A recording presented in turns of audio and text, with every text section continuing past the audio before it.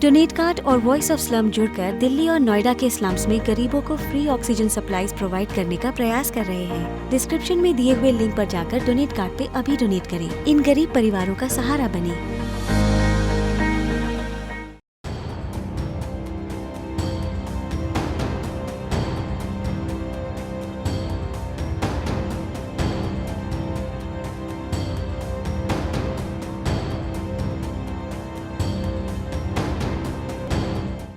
भारत और चीन के बीच सीमा पर तनाव जारी है। चीन लगातार घुसपैठ की कोशिशें कर रहा है। चीन ने सिक्किम बॉर्डर के करीब तिब्बत यूनिट के पास पीएलए सैनिकों को तैनात किया है।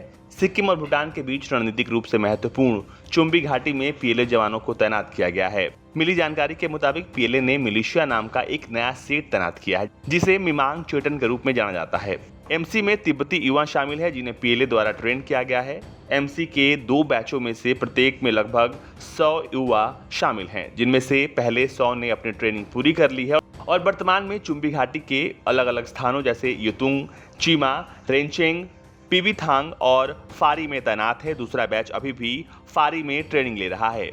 पीएलए ने स्थानीय लोगों को अनुकूल क्षमता, भाषा का ज्ञान और मौसम की स्थिति और सामान्य इलाकों के बारे में जागरूकता को ध्यान में रखते हुए अरुणाचल की ओर से 11,000 फीट और लद्दाख में काराकोरम के करीब 18,000 फीट की ऊंचाई के साथ सटाऊ को उठाया। सूत्र ने कहा कि वो इन सैनिकों को ज्यादातर सीमावर्ती इलाकों में तैनात करके अपने फायदे के लिए स्थानीय लोगों की इलाके के बारे में जानकारी का फायदा उठाना चाहते हैं। मिली जानकारी के मुताबिक भारत में तिब्बतियों की भर्ती करके स्पेशल फ्रंटियर फोर्स का गठन किया गया है। माना जाता है कि करीब 10,000 जवान तिब्बती हैं।